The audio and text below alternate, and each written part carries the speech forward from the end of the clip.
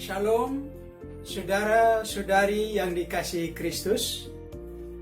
Jumpa kita pada kesempatan ini, Renungan Harian GKI Kuitang, Senin 10 Agustus 2020, bersama saya, Pendeta Emeritus Arti Sembiring. Kita merenungkan firman Tuhan yang diambil dari kitab Nabi Yunus, Yunus pasal 1 ayat 1 sampai ayat 15. Mohon saudara-saudari bisa membaca perikop ini secara lengkap, tapi di sini saya menyampaikan yang singkat yang menjadi inti renungan kita dari Yunus 1 ayat 3, ayat 12 dan 15. Saya bacakan demikian. Tetapi Yunus bersiap untuk melarikan diri dari hadapan Tuhan. Ia pergi ke Yafo dan mendapat di sana sebuah kapal yang akan berangkat ke Tarsis. Ia membayar biaya perjalanannya, lalu naik kapal itu untuk belayar bersama-sama dengan mereka ke Tarsis, jauh dari hadapan Tuhan. Sahutnya kepada mereka, "Angkatlah aku, campakkanlah aku ke dalam laut, maka laut akan menjadi reda dan tidak menyerang kamu lagi." Kemudian mereka mengangkat Yunus, lalu mencampakkannya ke dalam laut, dan laut berhenti mengamuk. Demikian singkatnya firman Tuhan yang kita renungkan dari Yunus pasal 1 ayat 1 sampai ayat 15. Tapi saya baca dari singkatnya dari bacaan kita ayat pasal 1 ayat 3, ayat 12 dan ayat 15 saja. Berdasarkan firman Tuhan ini, tema atau pokok pikiran kita menjadi renungan kita berbunyi, melarikan diri dari hadapan Tuhan. Mungkinkah? Ya, demikian saudara-saudara. Melarikan diri dari hadapan Tuhan. Mungkinkah? Ya, kita coba meneliti apa yang terjadi dengan Nabi Yunus ini secara singkat. Yang terjadi dengan Nabi Yunus sehingga disebutkan, tetapi Yunus bersiap untuk melarikan diri dari hadapan Tuhan. Yunus yang dipanggil oleh Tuhan dan diutus untuk memberitakan pertobatan kepada masyarakat kota Niniwe. Yunus ini adalah seorang nabi yang takut akan Tuhan. Pengenalannya akan Tuhan baik dan benar, sehingga dia mendapat panggilan untuk diutus ke kota Niniwe agar memberitakan pertobatan dari dosa mereka yang sudah menyesakkan. Atas pengutusan inilah Yunus pergi berangkat mengingkari pengutusannya, lari dari hadapan Tuhan. Dengan sengaja dia pergi ke kota lain. Namun apa yang terjadi? Tuhan tahu dan tetap melihat langkah-langkah perjalanan Nabi Yunus. Dan dengan cara Tuhan sendiri, yaitu melalui seekor ikan besar, akhirnya Yunus walaupun dengan berat hati kemudian memenuhi panggilan Tuhan. Dari peristiwa pengutusan Nabi Yunus ini, maka tema kita berbunyi untuk kita renungkan ke dalam diri kita yang betul-betul mengenal, percaya, sudah mengenal Tuhan kita. Coba kita renungkan tema ini. Melarikan diri dari hadapan Tuhan, mungkinkah? Sebuah pertanyaan yang patut kita renungkan dari peristiwa Nabi Yunus ini. Hampir juga peristiwa seperti ini kita bisa lihat terjadi dengan Adam dan Hawa. Setelah mereka melanggar firman Tuhan dengan memakan buah pohon yang Tuhan katakan, "Jangan kau makan buahnya." Tetapi setelah mereka memakan buah itu, maka apa yang dikatakan oleh iblis ternyata tidak benar. Maka mereka sadar akan kesalahannya. Mereka sadar akan akibatnya. Dan ketika Tuhan mau menjenguk mereka, melawat mereka di taman itu, maka mereka bersembunyi. Mereka sudah mendengar bunyi langkah Tuhan di taman itu mau bertemu. Di dalam firman Tuhan, dalam peristiwa ini di Kejadian 3 ayat 8 disebutkan, ketika mereka mendengar bunyi langkah Tuhan Allah, bersembunyilah manusia itu dan istrinya, yaitu Adam dan Hawa, terhadap Tuhan Allah di antara pohon-pohon dalam taman. Adam dan Hawa mengenal Tuhan dengan benar sebagai pencipta, pemelihara, penguasa. Itulah sebabnya dia bersembunyi atau melarikan diri. Mereka sudah tahu kesalahannya dan ada resiko yang harus mereka tanggung. Sayang sekali saudara-saudari, Adam dan Hawa bukannya datang sujud mengaku dan memohon ampun atas kesalahannya, tetapi justru menyangkal dengan melemparkan tanggung jawab satu kepada yang lain. Adam melemparkan tanggung jawabnya kepada istrinya Hawa, Hawa melemparkan tanggung jawab itu kepada ular, padahal mereka sudah melakukannya. Sayang sekali, bukannya mereka datang mengaku sujud minta ampun, tapi lempar tanggung jawab. Ada seorang lagi hamba Tuhan, yaitu Nabi Elia. Nabi Elia yang sudah bekerja keras memberitakan firman Tuhan di tengah-tengah bangsa Israel. Dia sempat tawar hati atas pelayanannya. Yang dia rasakan, saya sudah bekerja segiat-giatnya bagi Tuhan. Tetapi justru dia mendapat ancaman dari istri Raja Israel, yaitu Raja Ahab. Istrinya namanya Isabel.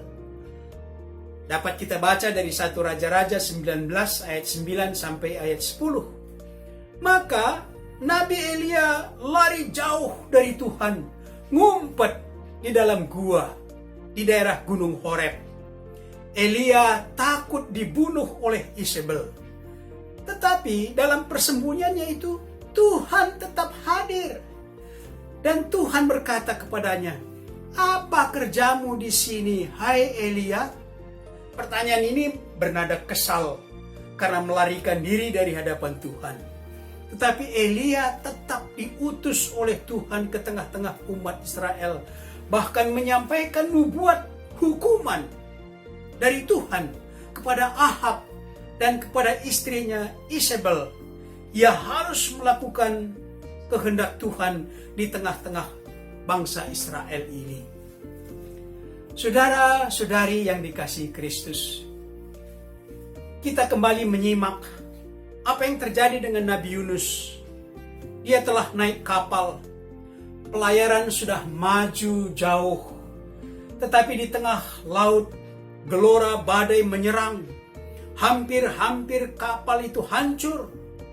Awak kapal menyadari kejadian itu. Ini kejadian yang luar biasa. Ini pasti tindakan Tuhan, tindakan Sang Dewa. Sehingga awak kapal mengumpulkan seluruh penumpang dan menyuruh semua berdoa sesuai dengan kepercayaan masing-masing. Ternyata seorang penumpang tidak hadir. Awak kapal tahu di mana orang itu. Dicari dan Yunus ditemukan tidur nyenyak di ruang kapal yang paling bawah. Akhirnya Yunus mengaku bahwa karena dialah badai itu menyerang. Inilah kebesaran hati Yunus dalam pengakuannya dan bersedia menanggung resiko yang mengerikan, yaitu akan dibuang ke laut. Kalau kita bandingkan dengan kesalahan Adam dan Hawa, maka penyesalan dan pengakuan mohon ampun tidak ada pada Adam dan Hawa. Maka apa yang terjadi dengan Nabi Yunus. Walaupun dengan berat hati, awak kapal itu akhirnya melakukan sesuai dengan janjinya. Dan Yunus berserah agar dirinya dilemparkan ke laut. Dan tentu akan binasa ditelan oleh laut. Tetapi justru rencana Tuhan untuk mengutus Yunus harus terlaksana. Dia ditelan seekor ikan besar supaya dia sadar untuk diutus kembali, dan Yunus berserah kepada Tuhan. Di sini juga tema kita berbicara melarikan diri dari hadapan Tuhan. Mungkinkah? Ini yang terjadi dengan Nabi Yunus. Sayang sekali saudara-saudara, akibat ulah Yunus ini kerugian kapal sudah begitu besar. Muatan kapal seperti gandum, bergalon-galon minyak zaitun, barang-barang logam, perkakas-perkakas kapal, dan juga mungkin ada emas, perak, telah dibuang ke laut sewaktu kapal itu dilanda oleh badai. Demikian juga Adam dan Hawa, saudara-saudara, yang bersembunyi atau melarikan diri dari hadapan Tuhan, bukannya mengaku salah dan mohon ampun. Maka apa akibatnya? Akibatnya dosa, sengsara, dan maut menjadi dasar sejarah manusia sepanjang zaman. Sekali lagi kita lihat beda Nabi Yunus dengan Adam dan Hawa. Nabi Yunus yang mengaku dan siap dibuang ke laut, tapi Adam dan Hawa lempar tanggung jawab. Saudara-saudari yang dikasihi Kristus, kalau kita melarikan diri dari hadapan Tuhan atau menyangkal Tuhan, bukan saja merugikan diri kita, tetapi merugikan pihak lain. Menutup diri seperti Nabi Elia, berarti dia telah membuang waktu dengan sia-sia, waktu yang sangat berguna. Banyak lagi, saudara-saudara, murid Tuhan Yesus yang melarikan diri saat Yesus ditangkap. Sangat memalukan murid-murid yang harus ada di sekitar Tuhan Yesus, tapi mereka tidak malu-malu lalu meninggalkan Yesus seorang diri di sana. Walaupun akhirnya mereka disatukan kembali oleh Roh Kudus dan diutus menjadi Rasul Kristus. Memang salah seorang murid Tuhan Yesus, yaitu Yudas Iskariot, mengambil keputusan dalam penyesalan kesalahannya yang melarikan diri dari hadapan Tuhan, dan dia bunuh diri, menerima resiko yang begitu membinasakan dirinya. Saudara-saudari yang dikasihi Kristus, kita tidak melarikan diri seperti Yunus, tetapi kita tidak peduli dengan sesama. Kita tidak melanggar hukum seperti Adam dan Hawa, tetapi kita tidak bertanggung jawab. Banyak sekali kita tidak bertanggung jawab atas kelakuan, kecurangan, dan kelalaian kita yang merugikan orang lain. Kita tidak bersembunyi seperti Nabi Elia, tetapi kita egois dan melihat orang lain bukan sebagai saudara yang ditempatkan oleh Yesus di samping kita. Kita tidak seperti Yudas Iskariot, menyesal tetapi tidak kembali berserah kepada Tuhan, tetapi kita merasa aman tanpa rela berkorban untuk keselamatan sesama. Saudara-saudari yang dikasihi Tuhan, mengendapkan dalam hati kita renungan kita pada kesempatan ini dengan tema melarikan diri dari hadapan Tuhan. Mungkinkah? Dengan 3 pokok ini kita renungkan, kita endapkan dalam hati kita. A, pertama, berilah jawaban atas tema kita dengan pengalaman hidup dan iman Anda atas pertanyaan tema kita, melarikan diri dari hadapan Tuhan, mungkinkah? Dalam pengalaman hidup, pengalaman iman saudara, apa jawab Anda atas pertanyaan tema ini? Yang kedua, Nabi Yunus bertanggung jawab atas kesalahannya. Adam dan Hawa melempar tanggung jawab kesalahannya. Nabi Elia sudah giat melayani, tetapi kesal. Justru karena mendapat ancaman. Murid-murid Tuhan Yesus tidak masuk, walaupun tidak termasuk Yudas Iskariot. Mereka melarikan diri ketika Yesus ditangkap, yang sangat memalukan, tetapi dihimpunkan kembali oleh Yesus dalam Roh Kudus. Dari hamba-hamba Tuhan ini, yang mana yang paling sering terjadi dalam diri Anda? Apakah sebagai Yunus, sebagai Adam dan Hawa, atau sebagai Nabi Elia, atau sebagai murid-murid Tuhan Yesus yang bikin malu diri sendiri?